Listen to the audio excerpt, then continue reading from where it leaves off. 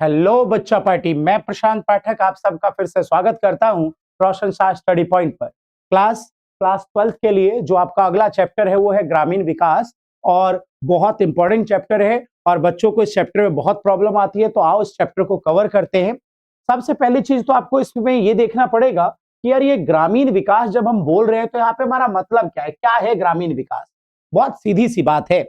अगर आप गांव के एरिया को, जो रूरल एरिया है, ग्रामीण क्षेत्र है, वहां पे आप सामाजिक और आर्थिक, सामाजिक का मतलब आपको पता है, सामाजिक मतलब शिक्षा, स्वास्थ्य, और आर्थिक का मतलब क्या, कमाई के संसाधन, है ना। तो सामाजिक और आर्थिक विकास करने के लिए अगर आप परिक्रिया चलाओगे, परिक्रिया मतलब क्या होता है, प्रोसेस, बहुत सारे काम, जैसे जैसे आप सुबह रेडी होते हो तो रेडी होना क्या, एक परिक्रिया जिसमें आप कई सारे छोटे छोटे काम करते हो। तो सेम उसी तरीके से ग्रामीण विकास का मतलब है कि गांव में आर्थिक और सामाजिक विकास के लिए चलाई गई परिक्रिया। ध्यान देना क्या लिखा है, लिखा है इसका तात्पर्य एक सतत, सतत मतलब लगातार, और दूसरा व्यापक, व्यापक मतलब बड़े स्तर पे, ठीक है। तो ग्रामीण विकास क्या है, एक सतत और व्यापक सामाजिक और आर्थिक परिक्रिया है। सामाजिक मतलब जिससे समाज का विकास होगा, जैसे शिक्षा और स्वास्थ्य से, और आर्थिक मतलब जिससे कमाई लोगों की बढ़नी शुरू होगी। सामाजिक और आर्थिक परिक्रिया है जिसका उद्देश्य ग्रामीण जीवन के सभी पहलुओं में सुधार लाना है। सुन गए आप। तो अगर कोई कहता है क्या है ग्रामीण विकास, तो सतत और व्यापक परिक्रिया है जिससे क्या होगा, सामाजिक और आर्थिक विकास होगा। किसका, तो गांव के लोगों का, और गांव में रहने वाले जो लोग हैं सभी पहलुओं में, सभी क्षेत्रों में उनका सुधार होना शुरू हो जाएगा। तो ये डेफिनेशन थी, आपकी परिभाषा थी ग्रामीण विकास की। अब एक बहुत इंपॉर्टेंट क्वेश्चन कि ग्रामीण विकास की परिक्रिया मतलब ऐसा हम क्या क्या करें, वेरी इंपॉर्टेंट, पेपर में कई बार आया हुआ क्वेश्चन, ठीक है। ऐसा हम क्या क्या करें कि ग्रामीण विकास होना शुरू हो जाए, ऐसे कौन कौन से स्टेप्स ले हम, ऐसा क्या क्या काम करें हम कि गांव का विकास होना शुरू हो जाए। तो देखो जरा, सबसे पहला काम, अगर आप चाहते हो कि गांव का विकास हो तो आपको मानव संसाधन का विकास करना होगा। मानव मतलब आपको पता है, मानव मतलब लोग, और संसाधन, मानव एक संसाधन है, तो मानव संसाधन का विकास करना होगा। यार भैया कैसे होता है मानव संसाधन का विकास, तो लोगों को अगर आप अच्छी शिक्षा और स्वास्थ्य दोगे, लोगों को अगर बेटर हेल्थ और बेटर एजुकेशन फैसिलिटी दोगे, तो मानव संसाधन का विकास होना शुरू हो जाएगा। देखो क्या लिखा है, शिक्षा पर उचित ध्यान देकर और बेहतर स्वास्थ्य सुविधा प्रदान करके मानव संसाधन की गुणवत्ता में सुधार करने की आवश्यकता है। सुन रहे हो आप क्या कह रहे हैं कि अगर आपको ग्रामीण विकास करना है तो सबसे पहला काम मानव संसाधन का विकास करना होगा। कैसे होगा मानव संसाधन का विकास, जब आप गांव के लोगों को अच्छी शिक्षा और अच्छा स्वास्थ्य दोगे, ठीक है। चलो दूसरा, और क्या करना होगा गांव में, दूसरा काम आपको गांव में क्या करना होगा, आधारिक संरचना का विकास करना होगा। आधारिक संरचना क्या चाहिए गांव में किसानों को, आधारिक संरचना के तौर पे उनको चाहिए बिजली की सुविधा, उनको चाहिए सिंचाई, ऋण, विपणन, विपणन मतलब होता है बाजार की व्यवस्था जहां पे वो अपने सामान को बेच पाए, विपणन, परिवहन, ट्रांसपोर्टेशन, ठीक है, ये सारी सुविधाएं चाहिए। और इन सारी सुविधाओं को भी हमें, अगर हम चाहते हैं कि ग्रामीण विकास हो, रूरल डेवलपमेंट हो, तो दूसरे नंबर पे आपको क्या करना होगा, आधारिक संरचना का विकास करना होगा। तीसरे नंबर पे क्या लिखा है आपका, भूमिगत सुधार करने होंगे। भूमिगत सुधार क्या है भाई, ये भूमिगत सुधार का मतलब सेम वही चैप्टर नंबर 2, चैप्टर 2 में चले जाओ आप। भारत ने 3 भूमिगत सुधार किए थे। एक क्या किया था, भूमि की उच्चतम सीमा का निर्धारण, ताकि किसी भी व्यक्ति के पास एक लिमिट से ज्यादा भूमि ना हो, ज्यादा लैंड ना हो, जमींदारों के हाथ में जमीन इकट्ठी ना हो।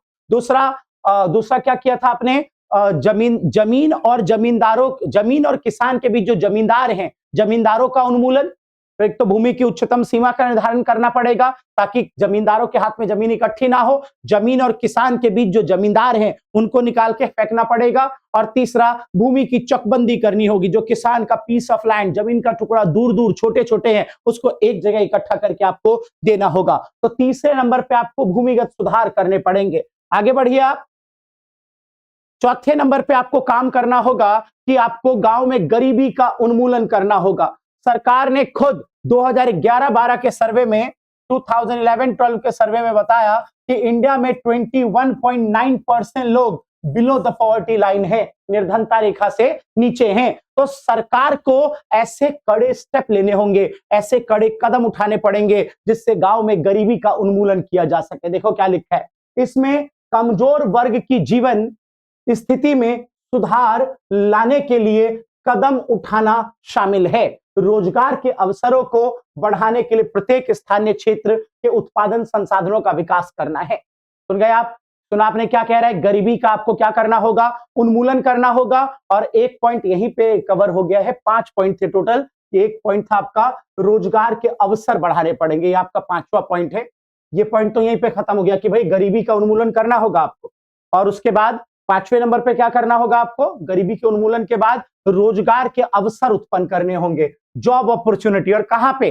कृषि क्षेत्र में। क्या? नहीं नहीं नहीं नहीं, गांव में कृषि में तो काम है ही, गैर कृषि क्षेत्र, नॉन फार्मिंग सेक्टर में इंप्लॉयमेंट क्रिएट करना होगा, जैसे मत्स्य पालन में, है ना, जैसे और बताओ पशुपालन में, है ना, बागवानी में। तो ऐसे जो नॉन एग्रीकल्चर सेक्टर है वहां पे आपको इंप्लॉयमेंट क्रिएट करना होगा।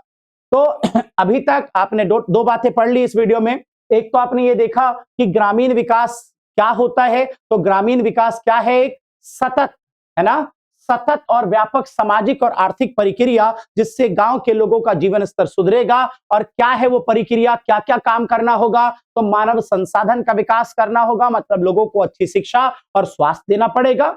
दूसरे नंबर पे क्या करना पड़ेगा आपको? आधारिक संरचना का विकास करना होगा। तीसरे नंबर पे भूमिगत सुधार, लैंड रिफॉर्म करना होगा। चौथे नंबर पे गरीबी का उन्मूलन। और 5वें नंबर पे रोजगार के अवसर उत्पन्न करने होंगे। तो बताओ, ठीक हो यहां तक सभी लोग? आगे चलो, वेरी वेरी इंपॉर्टेंट टॉपिक। अगर आप बात कर रहे हो ग्रामीण विकास की, अगर आप बात कर रहे हो रूरल डेवलपमेंट की, तो बात ग्रामीण ऋण की ना हो ऐसा संभव नहीं है। ग्रामीण ऋण, रूरल क्रेडिट, ध्यान देना सभी लोग, रूरल क्रेडिट का मतलब, ग्रामीण उधार का मतलब, आपकी एक बुक है टीआर जैन, उसमें लिखा हुआ था कि भाई rural credit is the life line for the rural farmer. जो गांव में उधार है वो गांव के किसानों की जीवन रेखा है। एक बहुत बड़ी बात है, देखो होता क्या है, अगर किसान अपने खेत पे आज फसल लगा रहा है तो कम से कम 0 से 9 से 10 महीने का टाइम लगेगा उसकी इनकम वापस आने में। आज फसल लगाई है, फसल तैयार होगी, कटाई होगी, बेचेंगे, फिर वो जो आपका साहूकार है, जो बड़े बड़े व्यापारी है, वो पैसा देने में समय लगाएंगे। तो 9 से 10 महीने बाद किसान के हाथ में पैसा आने वाला है। अब इस दौरान, इस 9 से 10 महीने के दौरान क्या किसान की जरूरतें रुकेगी? नहीं रुकेगी ना। किसान की पारिवारिक जरूरतें भी है और अगली फसल को लगाने से संबंधित जरूरतें भी है। तो इन सभी जरूरतों को पूरा करने के लिए किसान जिस चीज के ऊपर निर्भर है वो है ग्रामीण साख। देखो क्या लिखा है, ग्रामीण अर्थव्यवस्था का विकास ग्रामीण पूंजी के समय पर निवेश पर निर्भर करता है। कह रहे ग्रामीण क्षेत्र का विकास तभी होगा जब ग्रामीण क्षेत्रों को समय पर क्या मिल जाए? पूंजी मिल जाए।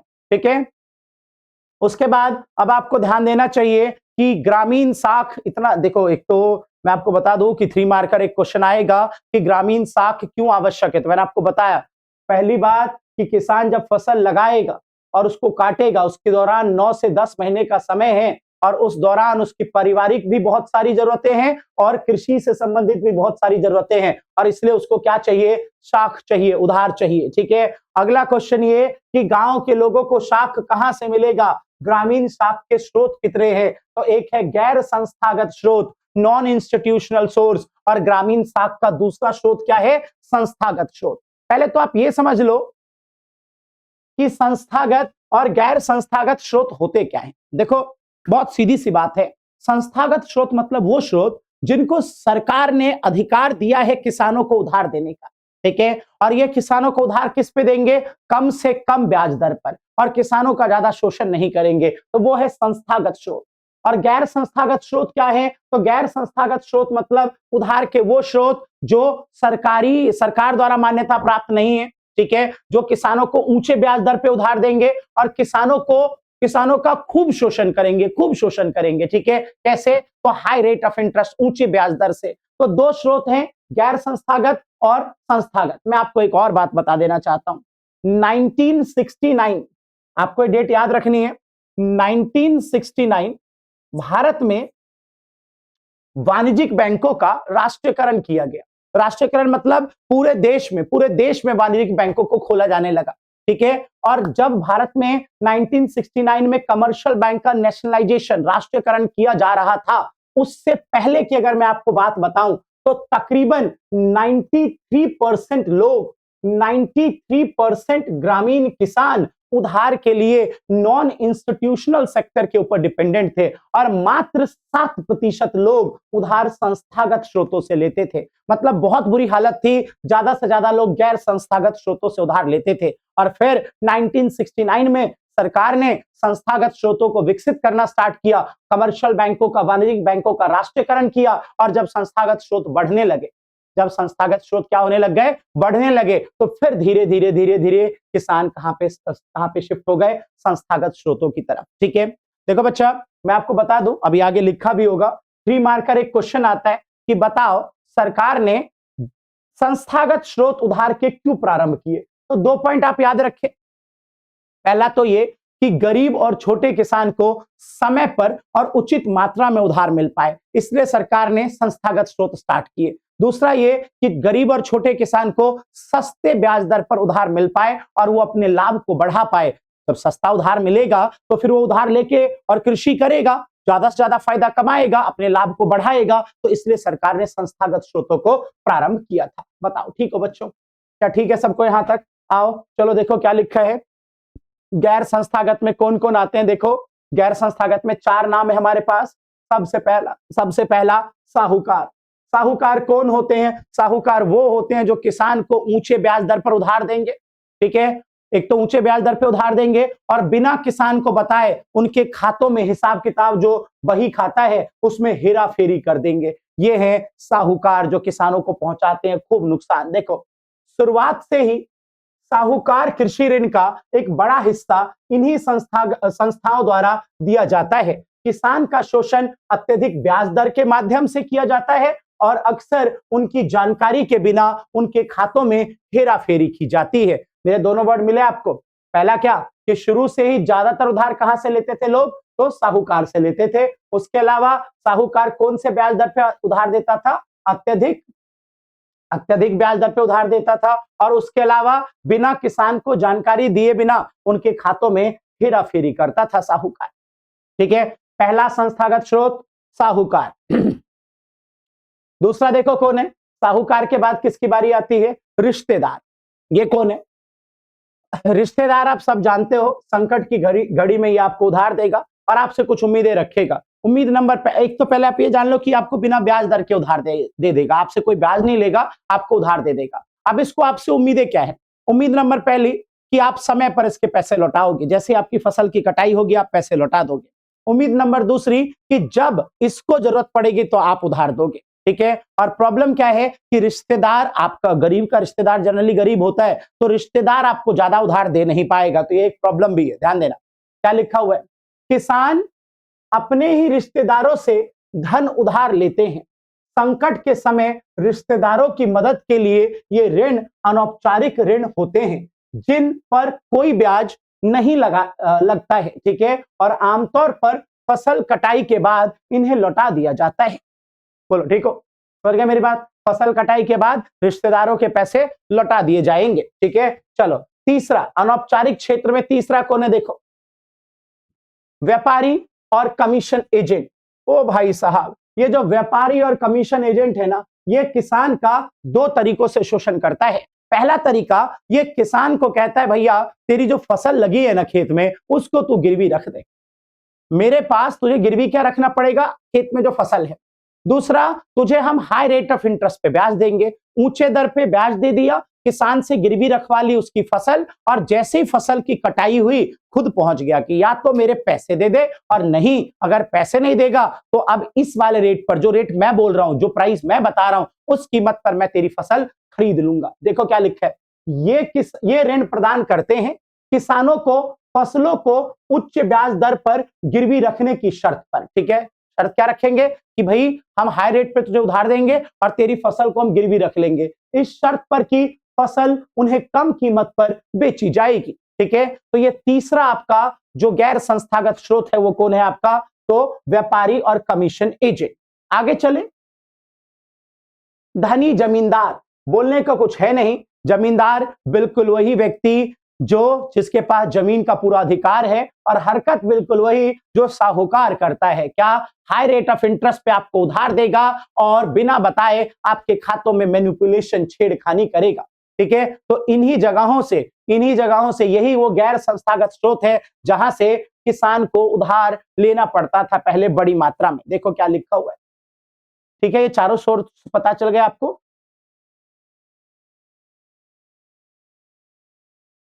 देखो क्या लिखा हुआ है पैराग्राफ में, अनौपचारिक या गैर संस्थागत ऋण स्रोत ने छोटे और सीमांत किसानों का शोषण किया। ये जो गैर संस्थागत स्रोत है, ये जो अनौपचारिक स्रोत है, जो चार आपने पढ़े, साहूकार, जमींदार, रिश्तेदार और व्यापारी और कमीशन एजेंट, ये किसानों का शोषण करते थे, जिससे वे ऋणों के जाल में फंस गए। ठीक है, किसान कहां फंस गए, ऋण के जाल में, डेब्ट ट्रैप में, कर्जे के जाल में फंस गए। इसलिए राष्ट्र के विकास के लिए ग्रामीण बैंक संस्थागत स्रोतों के विस्तार और प्रोत्साहन की आवश्यकता थी। सुन गए, इसलिए देश को बढ़ाने के लिए जरूरी था कि हम संस्थागत स्रोतों को बढ़ावा दें। और मैंने जैसा कि बताया कि डेट आप याद रखिए, 1969 1969 में देश में कमर्शियल बैंकों का राष्ट्रीयकरण किया गया। और जब कमर्शियल बैंकों का राष्ट्रीयकरण किया गया तो बड़ी मात्रा में कमर्शियल बैंक देश में खुलने शुरू हो गए और फिर धीरे धीरे संस्थागत स्रोत बढ़ना शुरू हो गया। तो अगर कोई ये पूछ ले कि बताओ संस्थागत स्रोत क्यों बनाए, तो बताना कि वो जो गैर संस्थागत स्रोत है वो किसानों को ऊंचे ब्याज दर पर उधार देता था, किसानों का शोषण करता था, और इसलिए सरकार ने संस्थागत स्रोत बनाए ताकि किसानों को सस्ते ब्याज दर पर उधार मिल जाए और किसान अपनी इनकम को क्या कर पाए, बढ़ा पाए। चलो, क्या है संस्थागत स्रोत? आओ देखो, संस्थागत स्रोत जिसे आप औपचारिक स्रोत भी बोलते हो, इसमें कई सारे पॉइंट्स है।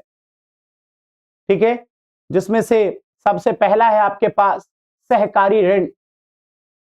ठीक है, कोऑपरेटिव क्रेडिट। देखो मैं आपको सीधा बताऊं, सहकारी ऋण एक संस्थागत स्रोत का हिस्सा है।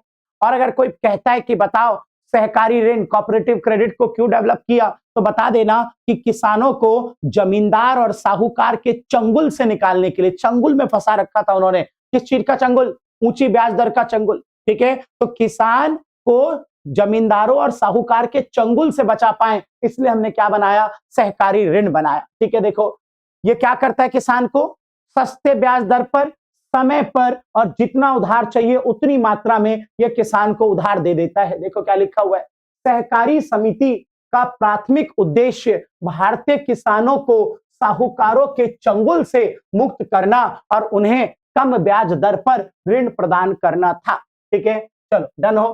सेकंड देखो, संस्थागत में दूसरा क्या है, आप देखो भूमि विकास बैंक, लैंड डेवलपमेंट बैंक। बच्चे याद रखना, 1 मार्कर क्वेश्चन है कि संस्थागत स्रोत में उस बैंक का नाम बताओ जो बड़ी मात्रा में अगर कभी ह्यूज अमाउंट चाहिए किसान को उधार, तो कौन सा संस्थागत स्रोत उधार देगा, तो सबको पता होना चाहिए भूमि विकास बैंक। देखो क्या लिखा है, ये बैंक किसानों को उनकी जमीन के बदले ऋण प्रदान करते हैं। ठीक है, गिरवी क्या रखवा लेंगे, जमीन नहीं रखवाएंगे, जमीन के कागज रखवा लेंगे। ठीक है, और उनकी जमीनों को गिरवी रखा जाता है और जमीन के स्थायी सुधार, कृषि उपकरण खरीद और पुराने कर्जे के चुकाने के लिए ये किसानों को उधार देते हैं। सुन गए आप, अगर कभी भी किसान को उधार चाहिए, पुराना कर्जा चुकाने के लिए, नई मशीनें खरीदने के लिए, जमीन पे कोई परमानेंट सुधार करने के लिए, तो क्या करेगा किसान, संस्थागत स्रोत में किसके पास जाएगा, भूमि सुधार बैंक के पास जाएगा, जाके अपनी जमीन के कागज गिरवी रखेगा और बड़ी मात्रा में उधार लेकर आ जाएगा। आगे चलो, संस्थागत में तीसरा नाम देखो कौन है, वाणिज्यिक बैंक।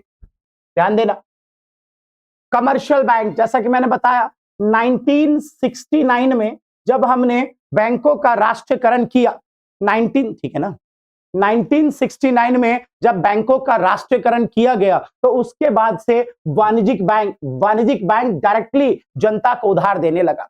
ठीक है, वाणिज्यिक बैंक डायरेक्टली जनता को उधार देने लगा और यहां से जनता को उधार मिलना स्टार्ट हो गया, सीधा किसानों के उधार देने में लग गया था। ठीक है, अगला देखो क्या है, अगला है क्षेत्र ग्रामीण बैंक। सबसे पहले तो 1 मार्कर क्वेश्चन, इसे आरआरबी बोलते हैं, तो एग्जामिनर पूछेगा कि भाई बताओ आरआरबी का फुल फॉर्म क्या है। ठीक है, तो रीजनल रूरल बैंक, क्षेत्रीय ग्रामीण बैंक, ये किन के लिए? ये उन किसानों के लिए, उन छोटे किसानों के लिए जहां तक कोई भी संस्थागत स्रोत नहीं पहुंच पाते हैं।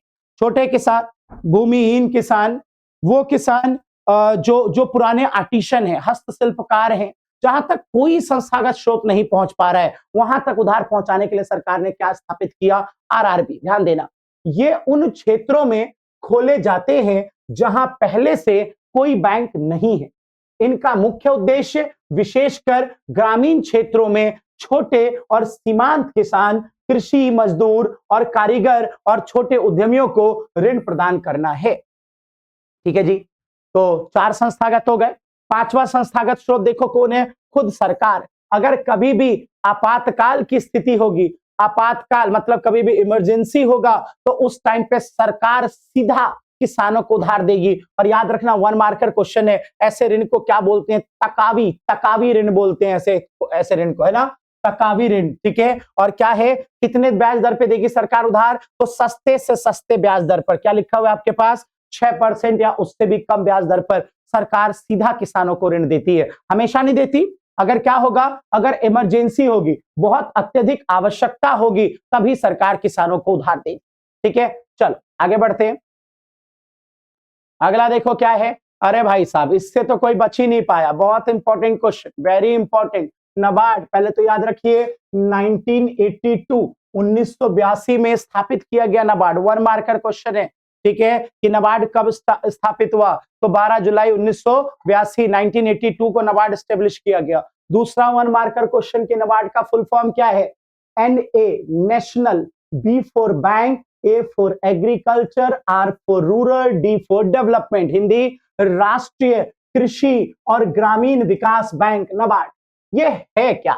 ये है सर्वोच्च संस्था।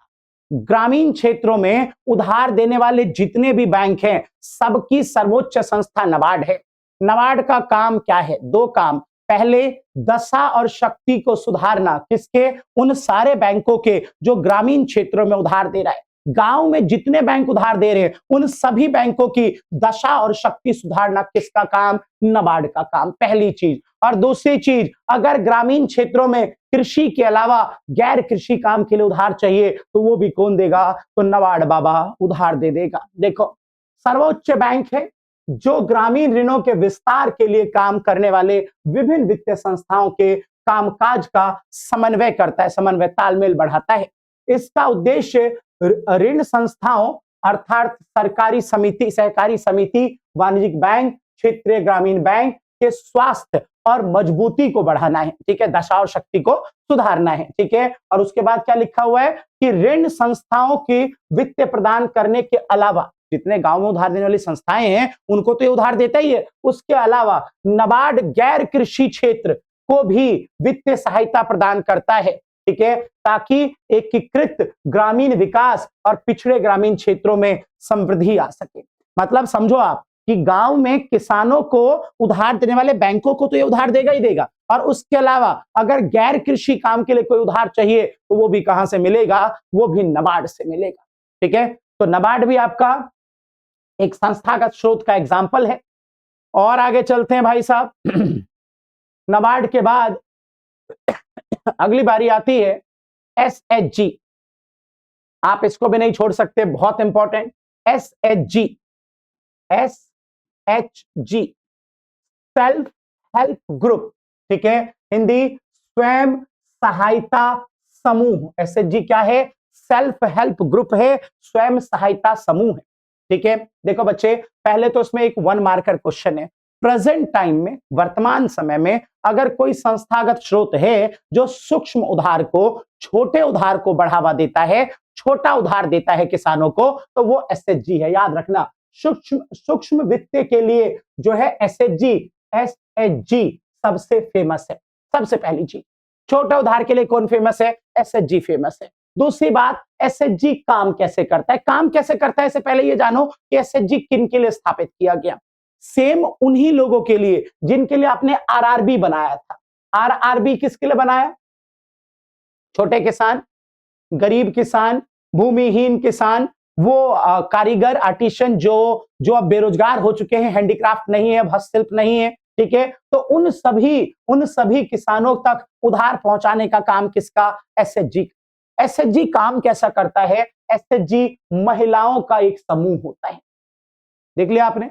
अच्छा जी, फिर क्या होगा? ये जो महिलाओं का समूह है, ये क्या करेंगी? ये सब थोड़ा-थोड़ा सा पैसा थ्रिफ्ट करेंगी, थ्रिफ्ट मतलब बचाएंगी, और फिर ये जो बचाया हुआ पैसा है, इसी पैसे से अगर किसी भी वुमेन को, किसी भी महिला को उधार चाहिए, तो रीजनेबल रेट ऑफ इंटरेस्ट पे ये उधार दे देंगे। रीजनेबल मतलब कम से कम ब्याज दर पे ये उधार दे देंगे, और उधार देने के अलावा साथ में ये भी सुविधा देंगे कि जब इस उधार को लौटाने की बारी आए, तो सस्ते से सस्ते, सॉरी, छोटे से छोटे किस्तों में, छोटे से छोटे इंस्टॉलमेंट में आप ये उधार को लौटा सकते हैं।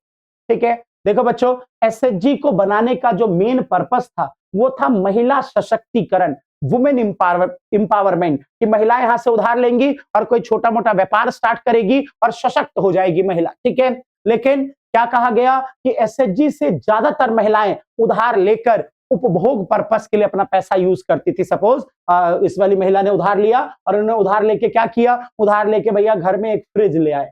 ठीक है, मतलब एसएचजी बनाया गया कि महिलाएं यहां से उधार लेंगी, छोटा मोटा व्यापार स्टार्ट करेंगी, खुद को सशक्त बनाएंगी, लेकिन महिलाएं यहां से ज्यादातर उधार लेके क्या कर रही थी? उपभोग पर्पस के लिए इसका यूज कर रही थी। ठीक है, तो इसे पढ़ोगे आप।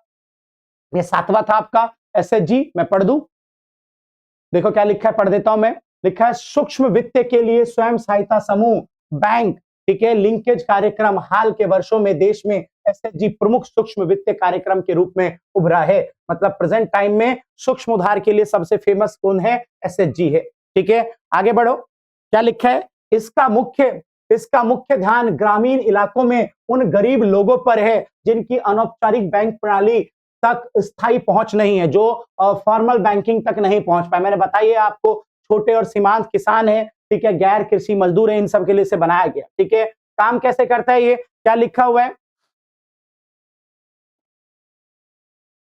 देखो क्या लिखा हुआ है, स्वयं सहायता समूह प्रत्येक सदस्य के न्यूनतम योगदान के माध्यम से छोटे स्तर पर जो है थोड़ा धन क्या करते हैं लोग? जोड़ लेते हैं, और एकत्रित धन से जरूरतमंद सदस्य को उचित ब्याज दर पर ऋण दे दिया जाता है, जिससे छोटी छोटी किस्तों में चुकाना होता है। मतलब दे दिया जिसको भी जरूरत है उधार, उसी ग्रुप के मेंबर को, और छोटे छोटे किस्तों में उधार आपको क्या करना है? धीरे धीरे चुका देना है। ठीक है, ये डेटा आप देख लेना, अगर जरूरत है आप पढ़ लेना, वैसे कोई खास जरूरी है नहीं। यहाँ पे ध्यान देना आप, स्वयं सहायता समूह में महिलाओं के सशक्तिकरण में भी योगदान दिया है। हालांकि उधार मुख्य रूप से उपभोग के उद्देश्य तक ही सीमित रहा है। ठीक है, एसएचजी को बनाया गया था वुमेन एम्पावरमेंट के लिए, महिला सशक्तिकरण के लिए, लेकिन महिलाएं क्या कर रही है? एसएचजी से उधार ले लेती हैं, और उधार लेके क्या करती है? तो सिर्फ उपभोग कर लेती है। ठीक है, चलो बढ़े आगे।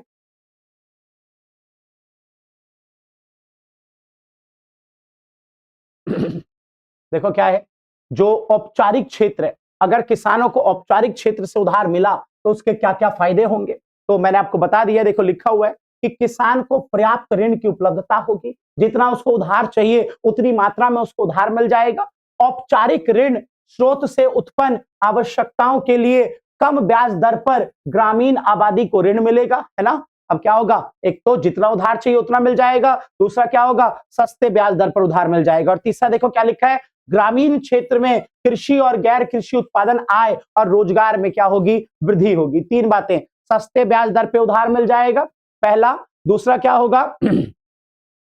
कम ब्याज दर पे उधार, पर्याप्त मात्रा में उधार, और ग्रामीण क्षेत्रों में जो काम करने वाले लोग हैं, अब जब उनको सस्ता ब्याज मिलेगा तो उनकी आय क्या हो जाएगी? बढ़ जाएगी। तो ये तीनों पॉइंट मैंने आपको पहले ही पढ़ा दिया था, समझा दिया था।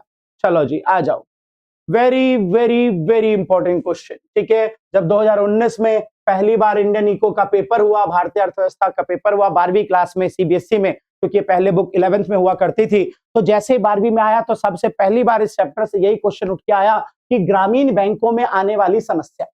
आपने गांव में गैर संस्थागत की जगह संस्थागत स्रोत खोल दिए, ठीक है, लेकिन उसके बाद भी किसानों को उधार लेने में किन समस्याओं का सामना करना पड़ता है? पॉइंट नंबर पहला, अपर्याप्तता। बहुत सीधी बात बोलूंगा, मांग उधार की ज्यादा है और पूर्ति उधार की कम है। गांव में बड़ी मात्रा में लोग हैं, गरीब किसान हैं और वो बड़ी मात्रा में उधार की मांग कर रहे हैं, लेकिन सरकार उतनी बड़ी मात्रा में उधार प्राप्त करवाने में फेल हो रही है। ठीक है, पहला पॉइंट। दूसरे पॉइंट की तरफ नजर डालो जरा, क्या है? औपचारिक अनौपचारिक अनौपचारिक ऋण प्रणाली पर निर्भरता। ओ भाई साहब, अभी भी मैंने क्या कहा था, 1969 में तकरीबन 90 मैंने आपको बताया था 3%, 93% लोग कहां पे निर्भर थे? अनौपचारिक स्रोत पे, और सिर्फ 7% कहां पे निर्भर थे? औपचारिक पे। लेकिन अब धीरे धीरे अनौपचारिक से लोग इधर शिफ्ट हुए हैं। ठीक है, मतलब गैर संस्थागत से लोग संस्थागत स्रोतों पर शिफ्ट हो गए, लेकिन अभी भी बहुत बड़ी संख्या में लोग हैं जो गैर संस्थागत स्रोतों से उधार लेते हैं। वही लिखा है, देखो क्या लिखा है, छोटे और सीमांत किसान तथा अन्य ग्रामीण गरीबों की पहुंच औपचारिक बैंकिंग प्रणाली तक नहीं है। अभी भी गरीब किसान फॉर्मल बैंकिंग सिस्टम तक नहीं पहुंच पाए और इसलिए उनको उधार कहां से लेना पड़ता है? अभी भी अनौपचारिक क्षेत्र से। सुन गए आप? पहली बात तो सरकार पर्याप्त मात्रा में उधार उपलब्ध नहीं करवा पा रही, और दूसरी बात की अभी भी अनौपचारिक क्षेत्र पर बहुत बड़ी मात्रा में किसान निर्भर हैं। तीसरी समस्या देखो क्या है? संस्थागत स्रोतों का अपर्याप्त कवरेज। देखो क्या कह रहा है, सरकार ने कहने को तो बैंक बना दिए, लेकिन अभी भी भारत के ऐसे कुछ पिछड़े हुए क्षेत्र हैं, पिछड़े हुए गांव हैं, जहां तक सरकार के जो संस्थागत स्रोतों के बैंक है वो पर्याप्त मात्रा में पहुंच नहीं पाए। देखो क्या है, संस्थागत ऋण व्यवस्था अभी भी अपर्याप्त बनी हुई है, क्योंकि यह देश के ग्रामीण किसानों को कवर करने में विफल रही है। ठीक है, चौथे पॉइंट पे देखो, काम करो। चौथी क्या समस्या है? स्वीकृत ऋण की अपर्याप्त राशि। एक प्रॉब्लम और है, मैं एक किसान हूं, मुझे ट्रैक्टर खरीदना है और उसके लिए मुझे 20 लाख रुपए चाहिए। मैंने बैंक में अप्लाई किया कि बैंक लोन दे दे, बैंक ने लोन दिया, बैंक ने 12 लाख रुपए का लोन सैंक्शन किया और मुझे 12 लाख रुपए का लोन दे दिया। अब मेरे जीवन में देखो दो दो कष्ट एक साथ आए। कष्ट नंबर पहला कि 12 लाख रुपए के कर्जे में मैं दब गया। ठीक है, और कष्ट नंबर दूसरा कि यार जिस काम के लिए मैं ऋण ले रहा था वो काम भी नहीं हो पाया। तो ये भारतीय किसानों के साथ बड़ी मात्रा में होता है कि भाई भारतीय किसानों को अपर्याप्त राशि में, अपर्याप्त मात्रा में उधार मिल रहा है। ठीक है, चले अगले पॉइंट की तरफ ध्यान दें। अगली समस्या और सबसे बड़ी समस्या, नहीं सॉरी, इसके बाद वाली बड़ी समस्या है। यहाँ पे क्या है देखो, गरीब या सीमांत किसानों पर कम ध्यान।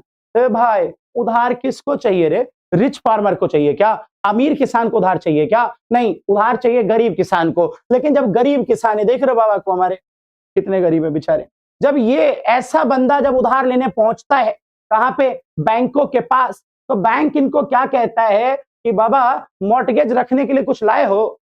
मॉर्टगेज कुछ गिरवी रख पाओगे? बाबा आंसर क्या देंगे? भाई गिरवी रखने के लिए होता हमारे पास, तुम उधार लेने ही क्यों आते हैं? तो कहता है ये बैंक कि बाबा ठीक है, आपको लोन नहीं दे पाएंगे। ठीक है, तो फिर किसकी तरफ ध्यान है? बैंकों का ध्यान गरीब किसानों की तरफ नहीं है। कहां है? अमीर किसानों की तरफ है, जिनके पास रखने के लिए मॉर्टगेज, गिरवी रखने के लिए कुछ है। तो ये भी एक बहुत बड़ी समस्या है कि गरीब किसान को नेग्लेक्ट किया जा रहा है, इग्नोर किया जा रहा है भारतीय बैंकिंग सिस्टम के द्वारा। और अब सबसे बड़ा पॉइंट, बकाया राशि में वृद्धि। ये क्या है?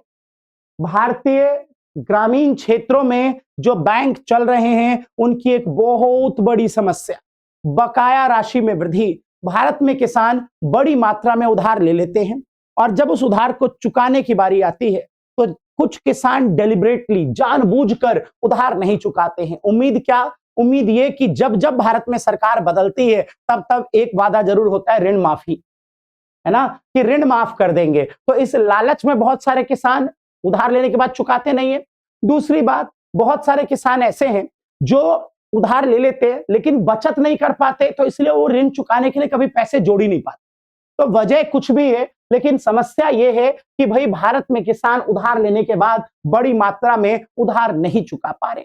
तो एक बच्चा मेरे बैच में बोला, कहता भैया अच्छा तो हुआ, किसान के लिए खुशी वाली बात है, लेकिन बेटा आपने एक चैप्टर पढ़ा है बैंकिंग। बैंक एक संस्था है जो सारे काम लाभ कमाने के लिए करती है। तो अगर ऐसा ही होता रहा तो बैंकों को लगातार क्या होगा? बहुत ज्यादा भारी हानि होगी, लॉस होगा, और धीरे धीरे जो संस्थागत स्रोत है गांव में बैंकों के, उनमें ताला लगना शुरू हो जाएगा। और अगर संस्थागत स्रोत बंद हो गए तो दोबारा से किसानों को उधार के लिए कहां निर्भर होना पड़ेगा? गैर संस्थागत स्रोत। सुन गए मेरी बात? तो इसीलिए बढ़ता हुआ बकाया भी ग्रामीण उधार के लिए एक बहुत बड़ी समस्या है। देखो, कृषि ऋण में बकाया राशि की समस्या चिंता का विषय बनी हुई है। बकाया ऋण बढ़ने का मुख्य कारण किसानों के ऋण चुकाने की कम क्षमता और परिणाम स्वरूप ऋणदाता किसानों को ऋण देने में सतर्क हो रहे हैं, मतलब कि बैंक लोन नहीं देना चाहता है। आगे क्या कह रहे हैं, कृषि ऋण चुकाने में चूक चूक की दर लगातार उच्च बनी हुई है। लगातार मतलब ऐसा बढ़ता जा रहा है, लगातार किसान फेल हो रहे हैं उधार चुकाने में, ठीक है। और आरोप है कि किसान जानबूझकर ऋण चुकाने में इनकार कर देते हैं। मैंने बताया कारण क्या है, यह बैंकिंग प्रणाली के सुचारू संचालन के लिए खतरा है। भैया ऐसा होता रहेगा तो बैंक चलेगा कैसे, और इसको नियंत्रण करने की आवश्यकता है। तो बच्चा कैसे नियंत्रण करें इसको, ऐसा क्या करें कि लोग बाग सुधर जाए। तो पता है क्या बोला गया, स्थिति को सुधारने के लिए क्या करना है पता है, बोला गया 2 काम करो।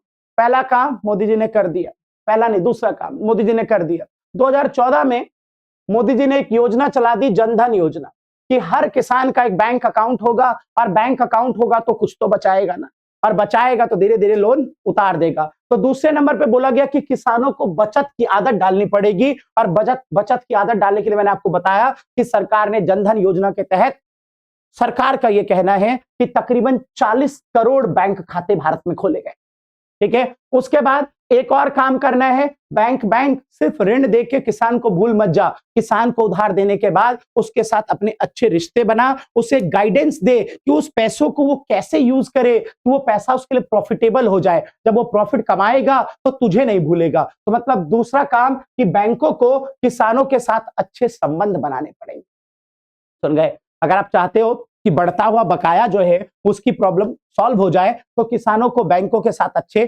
संबंध बनाने पड़ेंगे, ठीक है। चलिए, तो ये वो समस्याएं थी जो भारतीय बैंकिंग प्रणाली में, ग्रामीण बैंकिंग प्रणाली में आ रही है। एक छोटी सी चीज और पढ़ लो बच्चों, तनवा, एक तो इसकी फुल फॉर्म तमिलनाडु, ये पूरा TAN Tamil Nadu, women in agriculture, Tamil Nadu की महिलाएं कृषि में। कुछ नहीं है, एक छोटी सी कहानी है कि ये तमिलनाडु में महिलाओं का एक समूह बनाया गया। ये रही बहुत सारी महिलाएं। सबसे पहला काम ये किया गया कि इनको आधुनिक कृषि सिखाई गई, मॉडर्न फार्मिंग। मॉडर्न फार्मिंग सीखने के बाद इन्हें बोला गया जाओ जाके सभी लोग खेती करो।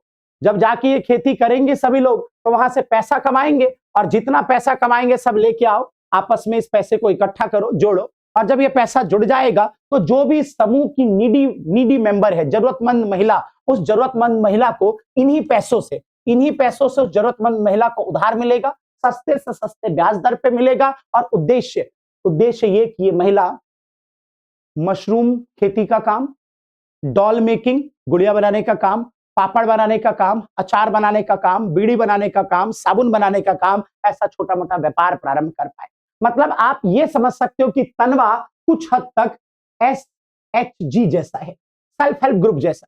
मतलब क्या होगा, लोगों का समूह होगा, स्पेशली महिलाओं का। पहले वो महिलाओं को आधुनिक कृषि सिखाई जाएगी, आधुनिक कृषि से वो जाके खेती करेंगी, वहां से जो कमाएंगी उन पैसों को आपस में पूल करेंगे, पूल मतलब इकट्ठा करेंगे, और फिर उस इकट्ठा राशि से जो भी नीडी मेंबर है इस ग्रुप का, जो भी आवश्यकमंद महिला है, उसको सस्ते ब्याज दर पर उधार दे दिया जाएगा। तो ये थी तनवा की कहानी। ये आपका चैप्टर बड़ा चैप्टर है, थोड़ा इंडियन इको के चैप्टर्स बड़े हैं, आपको पता है। तो ये मैंने आपका एक टॉपिक खत्म कर दिया है। अगला जो टॉपिक है वो है कृषि बाजार प्रणाली, ठीक है, कृषि विपणन प्रणाली। तो इसके बारे में हम अगली क्लास में बात करेंगे। बच्चों सॉरी, वीडियोस थोड़ी जो लेट आ रही है, एक्चुअल में मेरा जो ऑफलाइन शेड्यूल है वो बहुत बिजी है, बट अभी जो मैं ये वीडियो बना रहा हूँ, ये टाइम हो रहा है आई थिंक 10:30 है ना, 10:30 का टाइम हो रहा है, और मैं सुबह तकरीबन 7 बजे से अपने बैचेस ले रहा हूँ लगातार।